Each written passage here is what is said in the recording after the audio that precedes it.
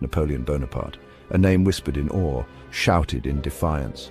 His very presence evoked a spectrum of emotions, from admiration to fear, from hope to despair. Born Corsican, he rose to become Emperor of the French, master of Europe. His genius undeniable, his ambition boundless. From humble beginnings on the island of Corsica, he carved a path to power that few could have imagined. From the sands of Egypt to the plains of Italy, his armies marched, conquering all. His campaigns were legendary, each battle a testament to his strategic brilliance and relentless drive. He redrew the map of Europe, imposed his will on kings and emperors. No ruler was safe from his influence, no border secure from his ambitions. He was a force of nature, unstoppable, invincible. His presence on the battlefield was electrifying, his leadership inspiring.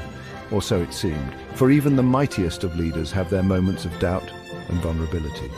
Napoleon's victories were more than military triumphs. They were spectacles, bold and audacious, designed to awe both friend and foe. They were spectacles, bold and audacious. His parades were grand, his battles meticulously planned. Austerlitz, Jena, Friedland names etched in the annals of history. Each victory solidified his legend, each defeat of his enemies a step closer to his ultimate goal. He wasn't just winning battles, he was redefining warfare itself. His enemies trembled, his people adored him. His strategies were studied, his tactics emulated. He was the embodiment of French glory, the heir to Caesar, the revolution's most dazzling son. He carried the ideals of the revolution on his shoulders, even as he shaped them to his own vision. He stood at the pinnacle of his power, a colossus bestriding Europe. His influence was unmatched, his power seemingly unassailable. But even titans are not infallible. The higher they rise, the harder they fall. And Napoleon, for all his brilliance, was no exception. In the heart of his empire, Napoleon felt the stirrings of unease. The weight of his ambitions pressed heavily upon him, and the shadows of doubt began to creep into his mind. Russia, vast and enigmatic, defied his grasp. Its sheer size and the mystery of its lands presented a challenge unlike any he had faced before. Tsar Alexander, once an ally, now a rival. Their previous camaraderie had turned into a tense standoff, with both leaders eyeing each other warily. The seeds of conflict were sown, diplomatic relations deteriorated, and the drums of war began to beat louder. In 1812, Napoleon made his move. He believed that a swift and decisive campaign would bring Russia to its knees. He assembled the Grande Armée, a force of unprecedented size and might. This colossal army was a testament to his power and ambition. Over 600,000 men, a tide of steel and ambition surged eastwards. They marched with confidence, believing in their leader's vision. It was to be a campaign unlike any other, a gamble on a scale never seen before. The stakes were high and the risks even higher. Napoleon believed in swift, decisive victories. His strategy had always been to strike hard and fast, overwhelming his enemies before they could react. He sought to crush the Russian army in a single, decisive blow. A quick victory would secure his dominance over Europe. But Russia was not like other nations. Its vastness, its harsh climate, its people's resilience, these were factors Napoleon underestimated. Its vastness, its harsh climate, its people's resilience, these were factors Napoleon underestimated. The Russian winter in particular was a formidable foe.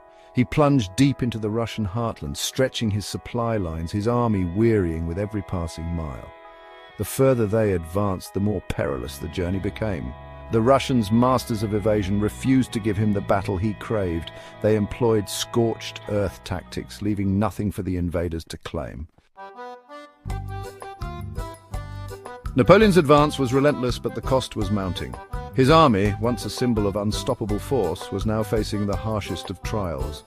The weather, a formidable enemy, turned against him. The biting cold and relentless snowstorms sapped the strength of his men. The scorching summer sun gave way to autumn rains, turning the roads into muddy quagmires. Soldiers and horses alike struggled to move forward, their progress slowed to a crawl. The Grande Armée, once a model of efficiency, began to crumble, supplies dwindled, disease spread. The men, once full of vigor, were now weakened and demoralized. The mighty war machine was grinding to a halt. Equipment broke down and the once disciplined ranks fell into disarray. Still, Napoleon pressed on, driven by his ambition, his belief in his own invincibility. He refused to see the signs of impending disaster. He reached Moscow, the ancient capital, only to find it abandoned and burning. The city, once a prize, was now a smoldering ruin. The expected Russian surrender never came. Instead, the Russians had retreated, leaving nothing but desolation in their wake. Instead, Napoleon found himself trapped, thousands of miles from home, winter approaching, his army a shadow of its former self. The once great force was now struggling for survival. The Colossus was beginning to crumble, its feet of clay exposed. The dream of conquest was turning into a nightmare of survival. The retreat from Moscow was a nightmare. The biting cold, the relentless pursuit of the Russian forces, the lack of food and supplies. It was a descent into hell. Soldiers froze to death in their sleep. Horses perished by the thousands. The once proud army was reduced to a starving, desperate rabble. Napoleon, his aura of invincibility shattered, witnessed the horrors unfold. The retreat was a harrowing spectacle of human suffering, a testament to the folly of his ambition. The man who had conquered nations, who had dictated terms to kings, was now at the mercy of the elements, his grand plans in ruins. The disaster in Russia was a turning point. Napoleon's enemies, sensing weakness, rose up in rebellion. The tide had turned. The man who had once seemed invincible was now vulnerable. His empire, built on conquest and glory, began to unravel. The Allies closed in, their armies bolstered by a resurgent Europe. Napoleon fought on, his military genius still evident in flashes of brilliance.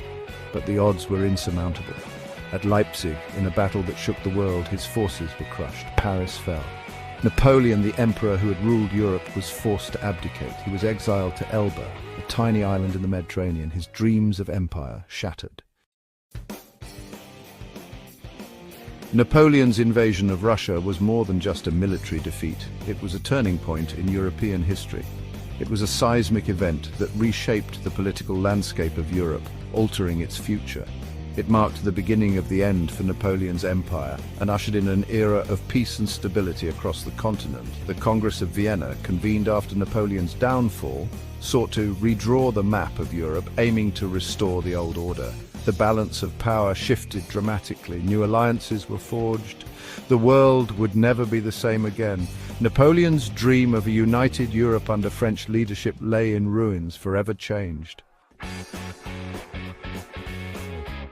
Napoleon's Russian campaign stands as a cautionary tale, a stark reminder that even the greatest of empires can crumble under the weight of their own ambition. It is a story of hubris, of overreach, of the limits of power. Napoleon's mistake, his fatal miscalculation, was to underestimate his enemy and overestimate his own strength. He allowed his ambition to cloud his judgment, leading him down a path